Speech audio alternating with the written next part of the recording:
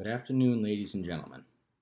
During a recent risk reduction review, we have identified an area that we might be able to significantly impact the safety of our town. First of all, a community risk reduction is the practice of reviewing what is being done and what could possibly be done better as far as our emergency services go. While right now we are meeting the standard of care for CPR, there are new progressive programs in our country that are beginning to see some extreme upside through a fairly significant investment.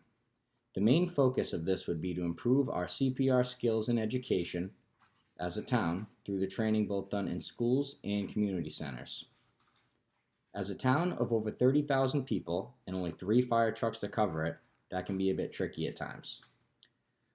There have been plenty of occasions where all 3 trucks are tied up and a medical rolls in. Although we have been very lucky for the most part, there's always been someone available, whether the fire truck or the EMS in town, available for a CPR call. With COVID and the EMS service as a whole has noticed a lack of enthusiasm for new young hires that have just lived through a pandemic. I guess you really can't blame them after living through what we all just did. After sorting through all the data, the households, we have determined that a very large number of homes have young adults that would be capable of performing CPR, at least the basics. If we were able to establish some sort of CPR program for our students, for middle school and up, I think that there could be some serious positive impact, not only on survivability, but functionality after any sort of cardiac event.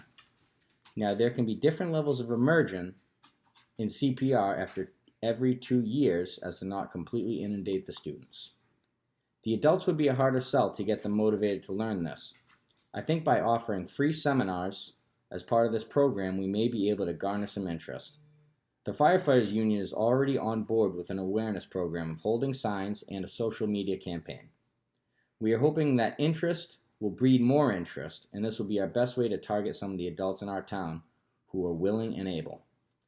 As of right now, the leader in this category is Seattle. Through many years of training in middle school and up, and through community outreach, they have a population who is at least CPR friendly.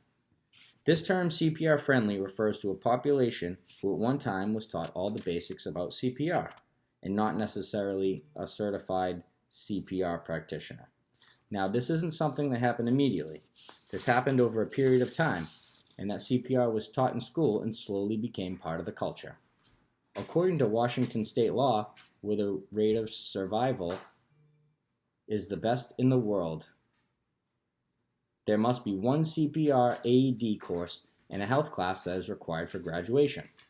Also, the King County EMS School CPR training provides CPR AED training to approximately 11,000 students in grades 6 through 12 each year, and that comes directly from King County.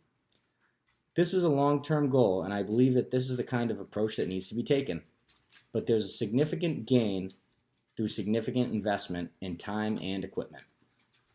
Another part of Seattle's program is access to AEDs in public places. The use of an AED increases your chance of survival by 30%. Now tell me that you would not want one of these close enough to you in case of any sort of cardiac event. Now, we already have AEDs in all the public buildings in town, but maybe through education and public, we can get our local business owners to buy in. And by that, I mean if they have a certain amount of people working in their building, maybe they would be willing to both put a hands-on CPR class and invest in an AED for their building. If an AED is used within minutes of an SCA or a sudden cardiac, an AED can be life-saving. King County points out that studies have shown 70 to 80% chance of survival if defibrillation can be performed immediately on any SCA victim. In many cases, an AED is the victim's only chance of survival. Any sort of significant increase in ROSC or return of spontaneous circulation that may happen after this would be looked upon as a superior service being provided.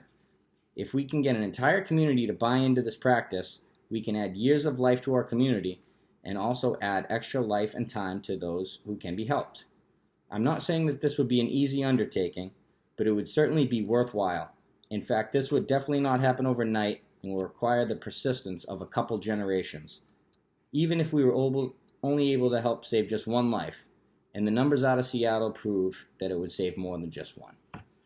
Here we have a chart that shows an 11-year span from 2002 to 2013, where Seattle's survival rate went from 26% all the way up to 62% over an 11-year span. And here's another good piece of information that we could use to help start our program. It's a 4-step system, and it's 4 shockingly simple ways you can restart a heart and save a life.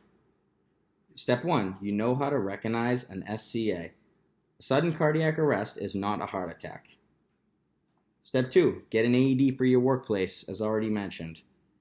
Step 3, if you buy an AED, register it. Step 4, make sure an AED is everywhere you are. This concludes my presentation on the CPR AED. Thank you.